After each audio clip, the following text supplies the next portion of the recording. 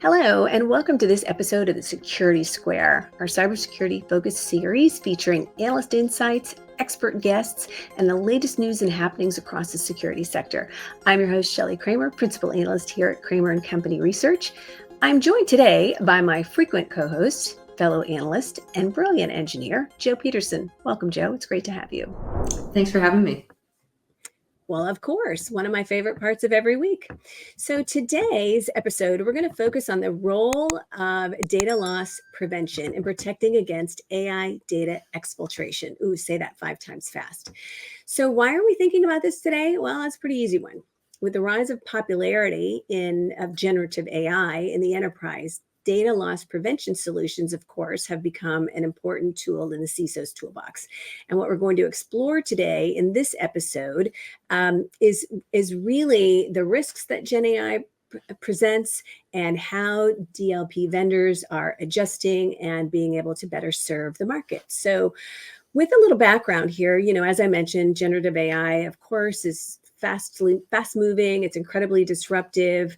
And while Gen AI is no doubt driving productivity gains and doing lots of positive things, it's also creating new security risks. We've talked about these risks before here on our show. And the reality of it is that Gen AI capabilities are increasingly being used as much for bad as they are for good. So the integration of AI in cybersecurity presents challenges and opportunities, making it crucial for organizations to adapt and protect themselves, including things like their corporate networks, mobile apps, and those sorts of things. And that's really where our focus on DLP tools today come in. And just a quick background, the role of DLP tools in general. Data loss prevention is a set of tools and procedures that form part of an organization's overall security operations and strategy. And they detect the loss and the leakage or the misuse of data through unauthorized use, data breaches, and exfiltration systems. So let's drill down a tiny bit further. DLP solutions are appliances, software, cloud services, data supervision that allow organizations to help prevent non-compliant data sharing. So they play a really big role within an organization. And I know that you want to share some information about how these tools are used, Jo. So take it away. Absolutely. So DLP tools are designed to protect data, right? Data that's at rest, data that's in use, data that's in motion. And the solutions are really capable of understanding the context and the content of the data that they're protecting, right? So there's a thing called content awareness and context awareness that you're probably familiar with or that you've heard about. But let's take a look at kind of some of the nuances of DLP. Full DLP, again, it protects data at rest and in motion, and it's context aware of what is being produced. That means it's looking at keyword matches. It's incorporating metadata, the role of the employee in the organization, who wants the data, and it's helping make a decision about the sensitivity of that content. Right. Channel DLP is specific to a certain kind of data. So most often, data in motion and over a particular channel. For instance, that channel could be email. So there might be some content awareness there, but in most cases, those solutions are really looking at keyword blocking. Yeah. So Shelly, I know that you're going to sort of walk us into how AI has found a home as part of the solution set for a DLP solution. Oh, absolutely. One other solution I did want to touch on is there's a solution called DLP Lite, which is an add-on to enterprise solutions, and they generally only monitor data at rest or data in use. They're most often not content aware. So, again, it's kind of like, these solutions are solutions that we're familiar with. Full DLP is like getting in your car and putting on autopilot, right? And it's taking control and it's providing lots and lots of coverage. And then channel or DLP Lite provide less functionality. So I think that's kind of interesting. So we're going to talk now a little bit about DLP is kind of finding a new home a new purpose as it relates to the AI generation, the AI era. And that really is all about protecting AI data exfiltration. So one of the cybersecurities involved with Gen AI is the potential for attackers to utilize it for multi-vector social engineering attacks and creating clean malware code. So for all the things that we're using Gen AI for that are helping us spur productivity and increase efficiencies, whether, for developers writing code and things like that, well, hackers are using Gen AI as well to create malware code and things like that. So attackers are using Gen AI also to create language models that can launch targeted voice, email, and text attacks. And that really makes it difficult to protect against because all these things seem legitimate. I swear I have become an attack vector lately through SMS channels. And I keep getting emails from other people within my company, with the whole message that says, hey, Shelly, you available? And I've gotten to the point where I just message back, sure, let me guess, you need me to run out and buy up a bunch of Apple gift cards for you because you're in a meeting and you can't get but anyway, that's what's happening all the time, right? But so Gen AI is being used to trick people into doing things and clicking links and clicking links and that sort of thing. So lots of challenges here, and being able to protect against sophisticated attacks and identifying potential threats is really a big part of this equation. So as I mentioned, the good news is that we're seeing security vendors step up. They are providing solutions that are designed to protect specifically against AI data exfiltration. And, this is data theft. This data theft can be done manually. It can be automated. It is the intentional, unauthorized, and often covert transfer of data from a computer or other device. Businesses are huge targets for this, and data, as you might imagine, data exfiltration attacks can be incredibly damaging to a government entity or organization.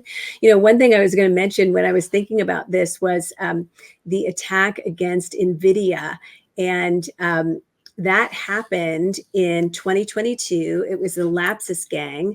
It was a data exfiltration attack, and they were able to exfiltrate 1 terabyte of sensitive information from NVIDIA, a chip maker. And they also, this exfiltration also leaked the source code for the company's deep learning technology. So that's just one example, but this is, a pretty big deal in terms of the risks that are associated with data exfiltration. So yeah, I agree. I mean, if you kind of think about what some of the common data exfiltration techniques and attack vectors are, it's a lot of the stuff you talked about, Shelly. Yeah. The social engineering stuff, right? The phishing, smishing, vishing. They sound like funny words, and if you didn't know that they were security words, you'd be like, what the heck? What kind of code are we talking in? What are you talking about now? Exploiting vulnerabilities like unpatched endpoints, security flaws, right? And it's interesting as we sort of dovetail what we know about data exfiltration and global adoption of AI, right? So we start to think about these things, the idea of walled gardens, the idea that you've got your corporate data and you've got these LLMs and you want to borrow from the LLMs to make you smarter and faster, more responsive, but you don't necessarily want to put your corporate, jewels into the LLM, right? So it's given us a new lens to look through security at, and there was an IBM Global AI Adoption Index that came out in 2023. And one of the highlights from it was that data privacy and trust, as well as transparency concerns, were some of the biggest inhibitors of generative AI growth in the enterprise, right? So I know that you found a couple things interesting from that study as well. What stuck out for you, Shelly? Yeah. Well, first of all, I will say that in every bit of research, whether it's research we've done or something that I've seen that somebody else has done, data privacy concerns top the list. Data privacy and data security top the list as it relates to Gen AI concerns. So, or AI concerns in general. So that is not necessarily new information. I thought that one of the things that stuck out to me in the IBM study was that as organizations are using AI for threat detection, monitoring, and governance, they're doing it today at a solid 25%. 25% of the survey respondents in the IBM survey reported they were using AI for these things: detection, monitoring, governance. That number is only going to go up, because there's really not a downside here to integrating AI into security operations. I don't believe there is, anyway.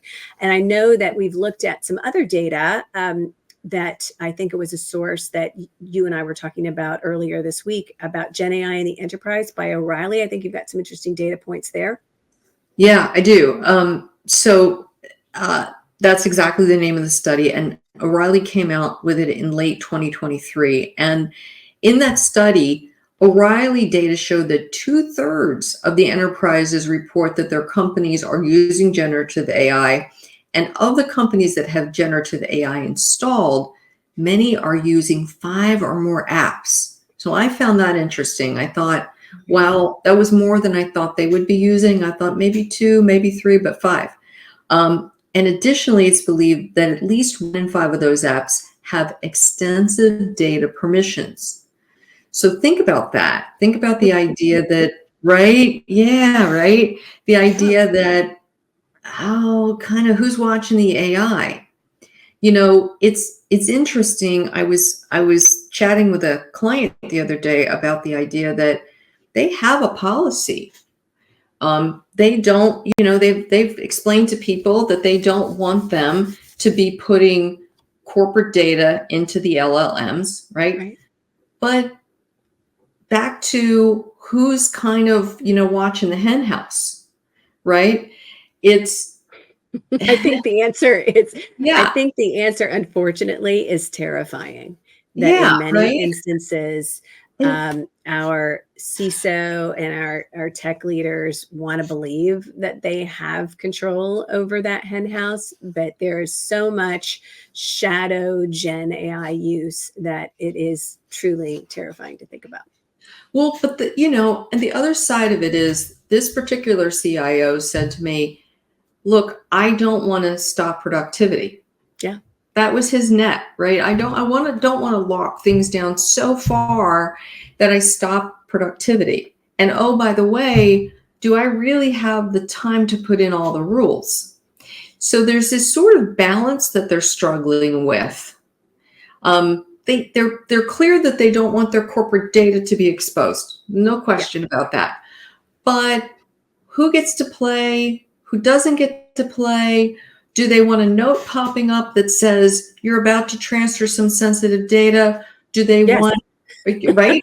Do they want somebody higher up to get a note that says, well, so-and-so just transferred? They have to think about how much they want to ratchet this down and what is important to them. And I think that those conversations are happening. But I know that, public AI platforms like ChatGPT are only part of the problem. What do you think? Well, I agree. And I think that, I have so many conversations. We have our own LLM. I have so many conversations with clients who are working on internal initiatives, say related to content, right? And so they're thinking about how they can, collect all this content that they have across the organization, feed it into an LLM, be able to maximize the use of that content and all that sort of thing, which is great. But I think that a lot of times people aren't thinking about the tons of sensitive information that are often contained in corporate LLMs. And so, while platforms like ChatGPT are a concern, and what somebody might be innocently loading into ChatGPT, that's your corporate data to help them develop a report or some other piece of content or do some research or whatever. And they're just trying to do a good job, right? And ChatGPT is great, right? And why shouldn't I use it, right? And so, of course, there's a risk that they could upload sensitive information into a platform like ChatGPT, which is really not good. But I think that you have equal concerns when it comes to corporate LLMs and how accessible they are throughout the organization. And, I think this leads to conversations that need to be had about segmenting data and restricting and permissioning it. And all of these things are really key components of a data security strategy. So I do think about that a lot. And there are, of course, many ways to protect sensitive data. And a DLP is one of the tools in that arsenal. The goal of DLP tools, is to align corporate policy around the goal of DLP tools in AI operations. Of course, let me clarify that, is used to, put corporate governance. Here's my problem with speaking today: to put corporate governance in place around AI data exfiltration. And DLP can help clients classify and filter documents, and it can help restrict outbound data from leaving SaaS applications. Like, all of those things, to me, are so incredibly important. And they're the devil is always in the details, Jo. And we can talk about Gen AI and Gen AI use at a high level, but when we start thinking about, restricting outbound data from SaaS applications, classifying and filtering documents, like, that's where it gets down to the nitty gritty that I think is so tremendously important. Yeah, you're right. And, this is causing something to come to light that is the bane of every CIO's. It's something in their to-do pile, which is data classification, because you can't segment and provide permissions unless your data is clearly labeled and clean. Yeah. Right. So there's this housekeeping aspect of, something that's happening right now. But the good news is we are starting to see some security vendors come to the table. And I want to talk about a few solutions, and I know that you do as well. Yes, absolutely. Yeah, Sky High Security added DLP to their CASB solution. Good idea.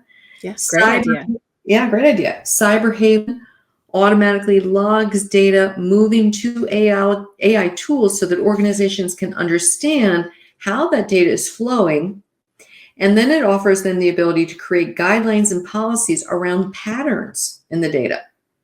Oh, and I think that's really, to me, that's an important part of this. Pattern identification is so key. Right? Our friends at Google did a Google sensitive data protection service that includes Cloud DLP. And, that's a great thing. Cloudflare, their Cloudflare One platform, began to include DLP for generative AI in May of 2023. And then they're a little bit ahead of the game, right? A little bit. I like it. I like that. I know, right? Two more for me, and then I know, actually 3 more for me, then I know you have a couple. Code 42 created the Insider Risk Management Program Launchpad, which allows clients visibility into the use of ChatGPT. It detects copy and paste activity, because everybody likes to copy and paste. Don't we love it? Mm-hmm. And then it can block that activity. So no copy and paste and a bunch of cool stuff right into your LLM, because Code 42 is going to stop you. Fortress Digital Guardian DLP tool allows the IT team to manage Gen AI data protection across a spectrum that goes from complete access blocking. Security has long been called the Department of No. So if they want to wear that hat, they can, right?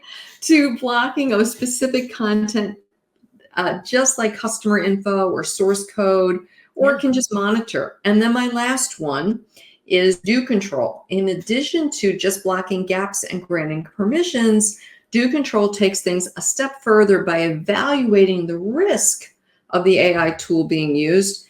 And the platform also educates the user of those risks and other alternatives. Like, did you really want to send that file? Yeah. I like that. So I think some other folks doing some interesting things with DLP in this space. Zscaler, we talk about Zscaler on a regular basis. They're doing some really impressive stuff. Zscaler's AI apps Their AI apps category blocks access, and it also offers warnings to users going to AI sites. Are you sure you want to go there? And I love, by the way, whenever I get a warning like that, do you ever do that? Like you're maybe using Google to search something and, you get a warning that a site isn't secure because they've let Oh, yeah. their security certificate expire. Oh, And it's yeah. like, yeah, no, I'm not going, yeah, no. But Mhm. anyway, so if you've ever experienced that, this is a little bit like what Zscaler's solution is. Mhm. Palo Alto, long leader in the security solution space. Their data security solution is a totally solid choice for safeguarding sensitive data from exfiltration and unintended exposure through AI applications. Symantec, another big player in the space, they recently added Gen AI support to its DLP solution. It allows for classification, management of AI platforms. What I like about Symantec's platform, they also use optical character recognition and it analyzes images. So, and I think that this is important. There are also content formats that most DLPs can't recognize. So that Mhm. optical character recognition catches non-standard images and kind of, covers your butt. And I think that's really exciting and important. And lastly, Next DLP comes to the table with some really cool policy templates. Starting in April of 2023, the company started to offer pre-configured policies that can help create out-of-the-box guardrails. And these templates are available for Hugging Face, Bard, Claude, DALL-E, Koi AL, Writer, Tome, and Lumen 5. I mean, seriously, if you're using any of these platforms, there's absolutely no reason for you not to check out at Next DLP. And I love pre-configured things, templates that are just out of the box that you can use and go and not have to think about. And, all of these solutions, all of these companies are definitely worth checking out if you aren't currently thinking about DLP and data exfiltration concerns as it relates to AI. Right. And you can talk about process all day long, and it's super important, but another element is people. And, Yep. as we're wrapping up here, one of the biggest challenges that organizations face, which was outlined in the IBM study, is internal Yeah. resources. Ugh. 1 out of every 5 organizations surveyed for the IBM study shared that they don't have employees with the skills needed to use AI or automation tools, and 16% report that they can't find new hires with those skill sets. So here's a shout out to all the younger folks that we both mentor.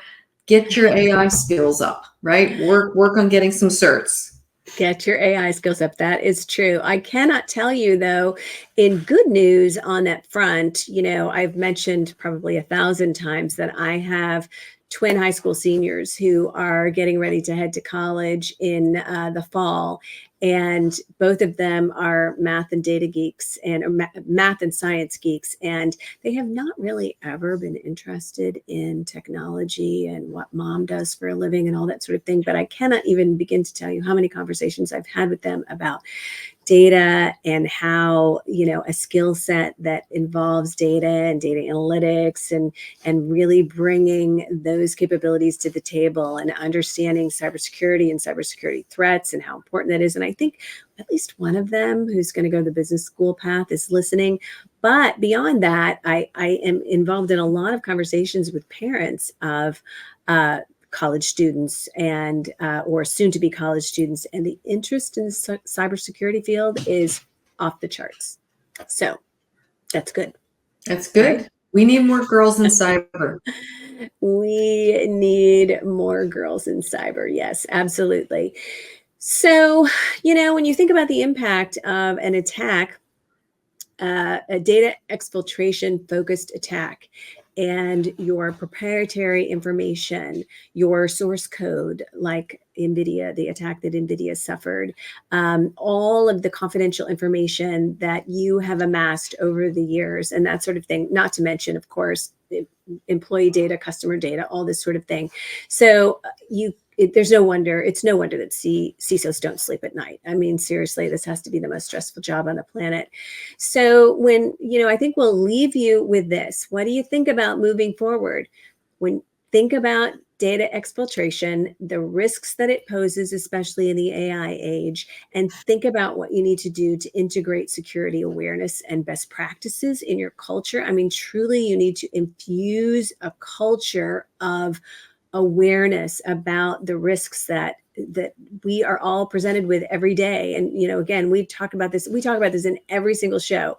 But employees are the first line of defense, and they're also the first place that attacks happen.